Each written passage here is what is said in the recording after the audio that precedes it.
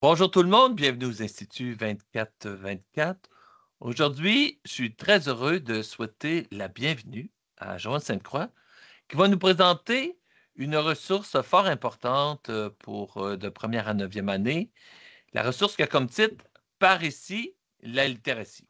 Alors, au cours de cette formation, on aura la chance de visiter le site sur lequel on retrouve et plein d'exemples seront donnés. Alors, avant de céder la parole à Joanne, nous aimerions remercier le ministère de l'Éducation qui, grâce à son financement, rend possible cette présentation de ressources aujourd'hui. Alors voilà, bonne formation tout le monde. Joanne, c'est à toi. Merci Louis. Alors bonjour, bienvenue à tous. Donc aujourd'hui, on va explorer le site Par ici la littératie.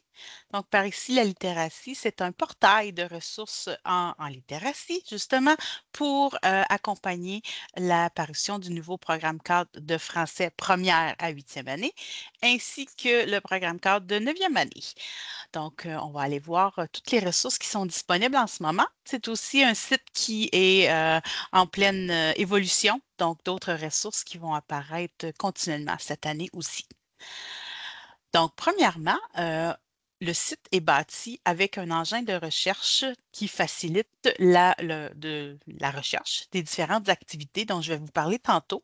Donc, vous avez à la gauche la possibilité de faire des filtres par cycle d'études et par type d'activité. Donc, on va aller voir ce qui s'y trouve. Et vous avez aussi la possibilité de faire des recherches par mots-clés. Donc, c'est le gros du site. Avant d'aller creuser dans les activités, on a trois autres éléments du site Par ici la littératie qui sont vraiment des guides de fondement à la littératie. Donc, on a le guide pédagogique portant sur la pensée critique en littératie, le guide pédagogique en littératie médiatique numérique et le recueil de notions fondamentales de la lecture et de l'écriture de la première à la quatrième année. Donc, le guide pédagogique La pensée sur la pensée critique nous, nous amène plutôt des stratégies et des routines pour développer la pensée critique.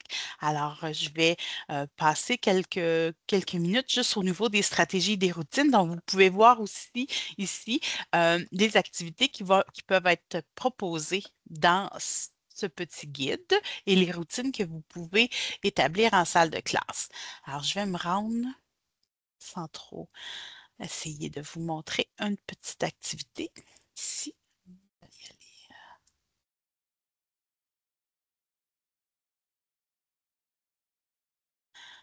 Donc, le début du guide est vraiment plus la théorie et par la suite, on passe aux stratégies et aux routines. Donc, elles sont toutes présentées sous le même format. Donc, vous avez les stratégies, vous avez une explication de celles-ci et la même chose pour les routines. Vous avez pourquoi on devrait développer cette stratégie-là chez nos élèves et comment faire du développement de celle-ci. Donc, vous donner une façon de faire. Et vous avez ensuite des critères de qualité pour utiliser chacune des stratégies. Des exemples, des contre-exemples, et vous avez des conseils de mise en œuvre. Et chacune des stratégies va se présenter de la même façon dans ce guide-ci. La même chose pour les routines. Donc, c'est vraiment un guide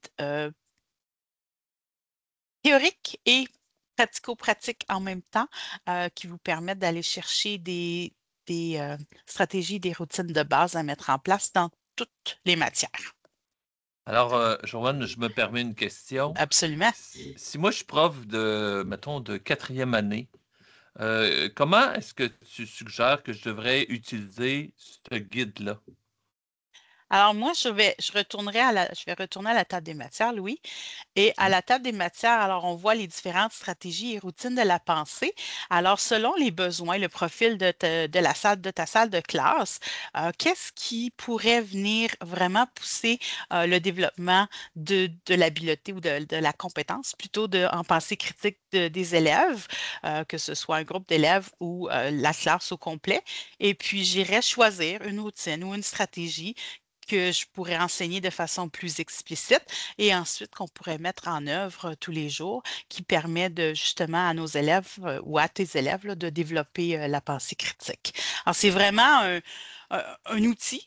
Donc, tu as plusieurs petits outils dans ta boîte à outils de pensée critique pour développer cette pensée-là. Et après, tu peux l'appliquer dans plusieurs matières. C'est pas seulement pour la littératie, c'est la base, mais aussi Mhm. ça va être utile dans d'autres matières. Et si j'ai bien compris, c'est pas bâti que tu fais de l'activité 1, puis après ça, tu fais l'activité 2, donc comme un continuum. C'est en fonction des besoins de ta classe. C'est ça que j'ai compris? Absolument. C'est vraiment un guide OK. qui fournit comme je dis, plusieurs outils, plusieurs informations et à nous d'aller choisir ce qui va bénéficier le groupe d'élèves ou le petit groupe d'élèves qu'on a devant nous à ce moment-là. Excellent, merci. Alors, c'est à explorer. Ensuite, si je retourne ici, on a le guide pédagogique en littératie médiatique numérique. Donc, dans le programme cadre de 1 à 8 et de 9e, on a tout un domaine sur la littératie médiatique numérique.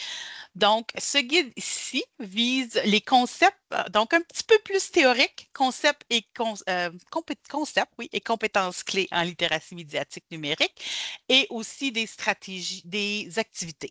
Alors, celui-ci, je vais aller à la table des matières, je trouve que ça nous donne une bonne aperçu. Donc, on a les concepts clés qu'il faut développer ou qu'il faut comprendre. Maintenant, ceux-ci sont faits, ça peut être plus pour les enseignants, le personnel enseignant, pour vous, ou pour les élèves. Ça peut aller des deux côtés. Donc, peut-être que vous avez à vous approprier davantage une certaine compétence pour mieux la comprendre ou peut-être que vous voulez la faire comprendre davantage à vos élèves. Ça dépend de l'année d'études, hein. C'est un guide qui est fait pour la première à la 8e année. Donc, on peut adapter en fonction de l'âge des élèves devant nous.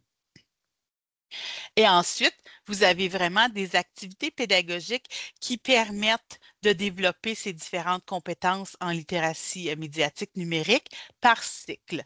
Donc, au cycle primaire, vous avez 3 activités. Au cycle moyen, on en a 3. Et au cycle intermédiaire, on en a 3. Je vais aller essayer d'en trouver une assez rapidement sans s'étourdir. Alors ici, on a une fiche d'activité qui est naviguée sur le web pour le cycle moyen. Donc, comment appuyer nos élèves à naviguer tout ce qui est sur Internet. Donc, on nous démontre dans quelle attente, quel contenu d'apprentissage on vise dans le programme cadre, ceux qui sont interreliés. Donc, pour vous, les résultats d'apprentissage visés. Donc, qu'est-ce qu'on veut que les élèves soient capables de faire à la fin. Le vocabulaire aussi que vous pouvez développer chez vos élèves qui leur permettent de mieux comprendre. Le matériel que vous avez besoin pour mettre le tout en place. Des critères d'évaluation que vous pouvez utiliser pour cette activité-là, que ce soit en formatif plutôt. Je ne penserais pas que ce soit en sommatif, mais plutôt en formatif pour donner de la rétroaction descriptive à vos élèves. Et ensuite, vous avez les situations d'apprentissage et toute la séquence de qui est proposée par rapport à cette activité-là et le temps requis pour celle-ci. Alors, j'ai deux questions. Oui.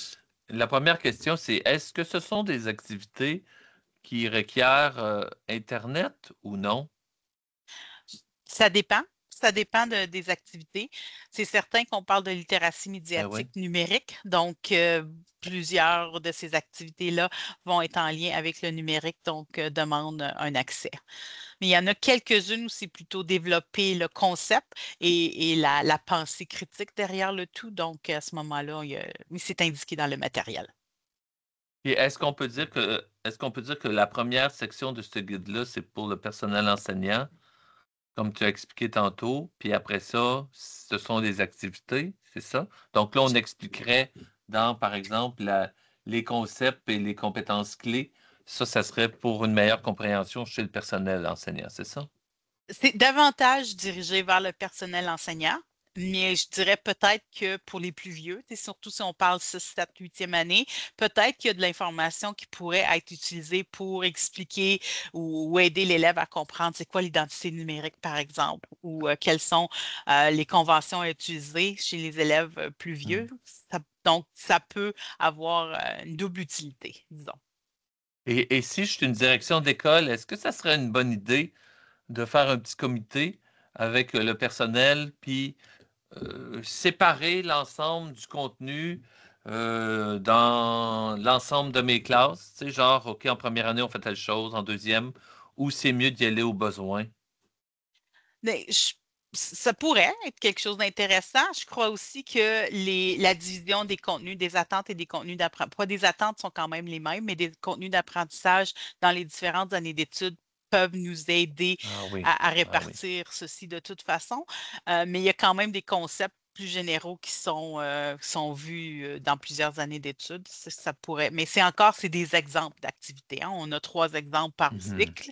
C'est vraiment mhm. pour se donner une structure, puis de là, ben, au personnel de créer ses propres activités ou de voir où aller, comment aller plus loin. Et puis, dernière question, est-ce qu'on parle d'intelligence artificielle là-dedans ou On, ça on va en se parle faire automatiquement comme? on en parle un petit peu, mais je pense que ça va venir. On en parle aussi un peu plus dans le guide de pensée critique qu'on vient de voir tantôt. Donc, ça, on en parle un petit peu plus. Mais beaucoup moins ici. On a vraiment pris l'optique du développement de la pensée critique puis du développement de la compétence en littératie médiatique numérique sans nécessairement rentrer dans les Mhm. spécificités de l'intelligence artificielle. Merci. Et ensuite, donc, je retourne au guide, au site, et nous avons un recueil de notions fondamentales de la lecture et de l'écriture de la première à la 4e année. Celui-ci, je vais vous laisser aller le voir. C'est vraiment un appui théorique pour les enseignants et les enseignantes sur les différentes notions fondamentales à développer chez nos élèves en lecture et en écriture. Donc, vraiment destiné ici au personnel enseignant. Alors, c'est nos 3 gros morceaux qui sont sous-jacents au développement de la littératie. Ensuite, si on revient à notre section activité, donc on a notre moteur de recherche là, qui nous permet de faire des recherches et le mot-clé. Alors, on a 4 types d'activités, non, 3 types d'activités par ici la littératie en ce moment. On a des activités qui sont de grammaire. Donc, vous avez pour chacune des activités, vous avez une petite vignette. Alors, vous pouvez utiliser la fonction recherche, mais vous pouvez aussi aller regarder. Je pense que je suis en 9e année. Oui, je vais aller enlever mon 9e année. Donc, vous avez pour chacune des activités la petite vignette qui vous permet de repérer rapidement pour quel cycle est l'activité. Donc, le cycle primaire, cycle moyen, cycle intermédiaire. Les activités ne sont pas nécessairement ciblées par année d'études. Vous allez voir quand on va entrer dans une, on donne les attentes visées, mais on ne sépare pas nécessairement par année d'études, vraiment par cycle, puisque c'est un développement continu des compétences par cycle. Donc, vous avez un groupe d'activités qui sont sur la grammaire seulement. Donc, c'est celle-ci où on n'a pas à côté centre de littératie. Donc, si vous voyez centre de littératie, je vous en parle dans une petite minute. S'il n'y a pas le centre de littératie à côté, c'est vraiment des activités de grammaire. Vraiment plus pure et simple grammaire. Vous avez l'activité guidée et les annexes. On y va dans un moment. Et ensuite, vous avez toute une série de centres de littératie qui ont vraiment été bâtis clé en main, prêts avec la démarche et ensuite le matériel nécessaire pour mettre dans vos centres et puis que l'élève peut faire de façon autonome. Ensuite, on va aussi avoir la ressource développée pour le développement de la pensée critique en littératie en 9e année autour des types de textes. On va voir ça par la suite. Alors, première chose, je vous amène dans une des activités de grammaire. Elles sont toutes faites sous le même format. Donc, je vais prendre la première ici. Donc, vous avez activité guidée et vous avez les annexes qui viennent en PDF. S'il y a des feuilles de travail, habituellement, c'est du matériel pour l'élève. Activité guidée. Donc, Sous le même format, vous avez un sommaire de l'activité. Donc, rapidement, vous pouvez voir ce qu'on voit dans cette activité-là. Résultats d'apprentissage, le matériel à préparer et vous avez aussi le déroulement. Et vous avez des façons de différencier l'activité qui vous sont offertes là, dès le début. Alors, des observations possibles chez les élèves et des façons d'intervenir de votre côté. Et ensuite, vous avez les annexes. Donc, vous voyez qu'il y a un petit peu moins de comment faire ici. Vous avez plutôt la grande idée de l'activité et ensuite, à vous le déroulement global, puis à vous de la mettre en œuvre. Si on va à une annexe, par exemple, ce n'est pas nécessairement celle qui va avec celle-ci. Donc, vous avez ici des fiches consignes. Donc, ici, vous avez, ici, c'est créer une phrase interrogative. On a l'activité, on a des endroits de réponse. Donc, c'est vraiment une feuille de travail pour l'élève. La plupart sont comme ça. Et à certains moments, on a aussi des corrigés. Je vais fermer ceci. Et je retourne à l'activité. Donc, je vais retourner en arrière. Donc, Et celle-ci, oui, vas-y, non, Louis. je continue avec mes questions. Alors, moi, si je cherche une notion de grammaire en particulier, je fais une recherche avec l'engin de recherche, c'est ça? Ici, dans les filtres, c'est plutôt un filtre, c'est pas un engin de recherche, OK. c'est vraiment, excuse, c'est moi qui ai utilisé le mot engin Non, de non, recherche, mais c'est non, des ça filtres. marche. Donc, on peut chercher par année d'études. Donc, si tu veux aller voir qu'est-ce qu'il y a disponible par cycle, pardon, ce qui est disponible dans le cycle, ou on peut aller par différentes sections et sont divisés dans les mêmes sections que le programme cadre. Donc, syntaxe et structure de la phrase, la grammaire, et là, on peut aller voir est-ce que je veux travailler les groupes syntaxiques, est-ce que je veux travailler la phrase de base, ses constituants, par exemple, est-ce que je veux travailler plutôt le registre de langue. Alors là, je vais choisir ma notion grammaticale et je vais voir qu'est-ce qui est disponible par Hmm. rapport à cette notion-là. C'est Ben, vraiment des activités très pratico-pratiques. La plupart, ce n'est pas des activités très longues, ce n'est pas des scénarios d'apprentissage non plus.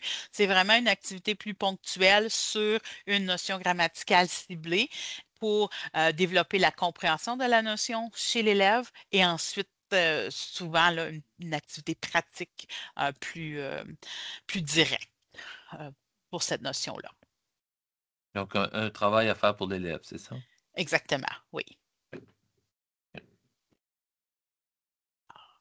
Je vais peut-être juste aller voir si on en a. Soit c'est encore cycle moyen. Juste rapidement. On peut aller voir ici.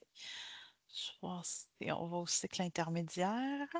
Centre de littératie. Centre de littératie. J'aurais pu enlever centre. Alors ici, par exemple, cycle intermédiaire, figure de style. On voit qu'on a une activité guidée et ici des activités, un exercice pratique. Donc, le même, vous allez retrouver, sont tous sur le même format, peu importe le cycle. Donc, qu'est-ce qu'on a ici? Le cycle, la durée. Ici, on a mis la progression des apprentissages pour voir où ça se situe dans le continuum. Donc, vous avez ici qu'est-ce qui vient avant, qu'est-ce qui vient après, où on en est dans le stade d'exploration, donc en approfondissement ou en études systématiques. Et puis, vous avez vos intentions, vos notions préalables, l'information nécessaire. Ici, vous avez un petit peu plus d'explications par rapport à comment mettre en œuvre cette activité-là, parce que celle-là est un peu différente. Et puis, vous avez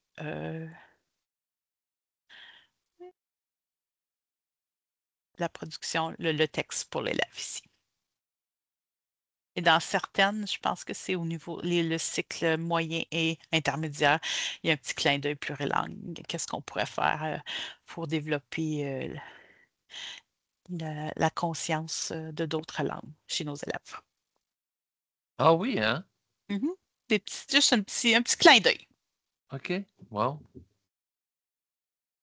Et Donc, puis les exercices. ce serait comme un déclencheur, c'est ça? Ça pourrait être, oui. Soit ici, comme on a dans d'autres langues, utilise l'énumération, surtout dans des textes poétiques. Peux-tu en trouver dans des textes que tu connais, comme dans des chansons? Donc, on pourrait aller voir en espagnol, disons, si c'est plus près de l'élève, ou on pourrait aller ailleurs selon la langue maternelle de l'élève ou la langue OK. parlée par l'élève, oui. Et puis, les exercices pratiques ici sont exactement du même format que ceux que j'ai montrés tantôt. Donc, vous avez aussi ici, par exemple, il y a des textes qui viennent à l'appui pour être capable de faire l'activité. Donc, vous avez les textes qui sont fournis.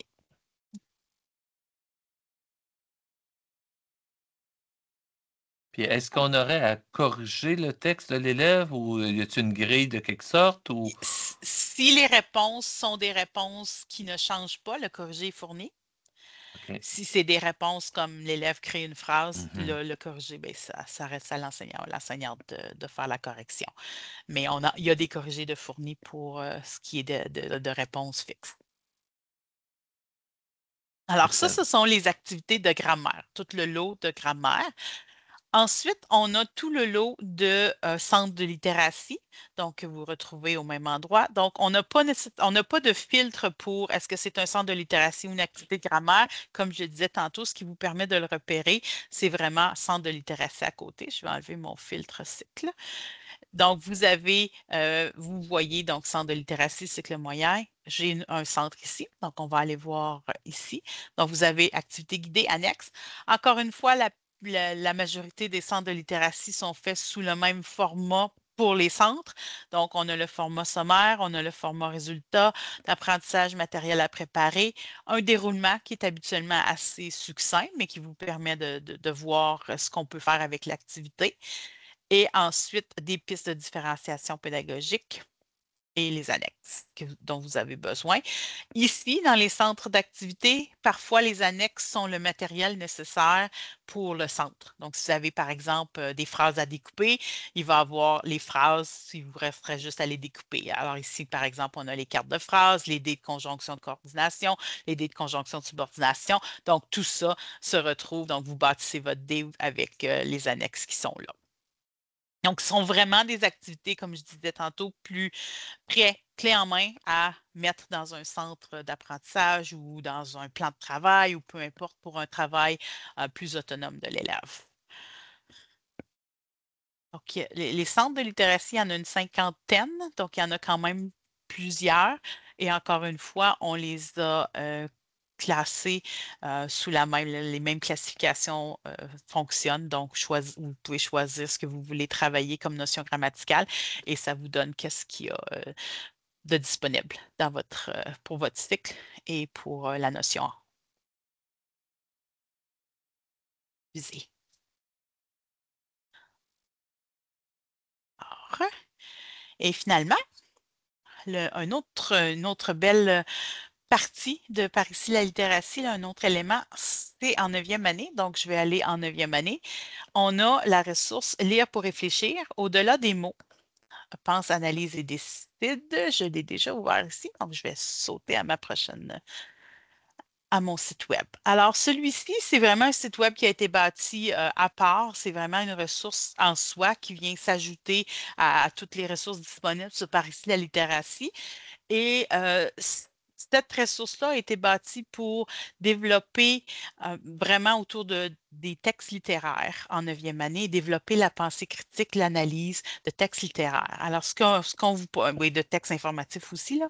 Donc, ce qu'on vous propose, c'est une série de textes et ensuite certaines activités par rapport à quelques thématiques. Donc, ici, on a la chanson et toutes les chansons qui sont fournies ont comme thème l'identité d'une façon ou d'une autre. Donc, des thèmes qui devraient toucher les jeunes de 9e année.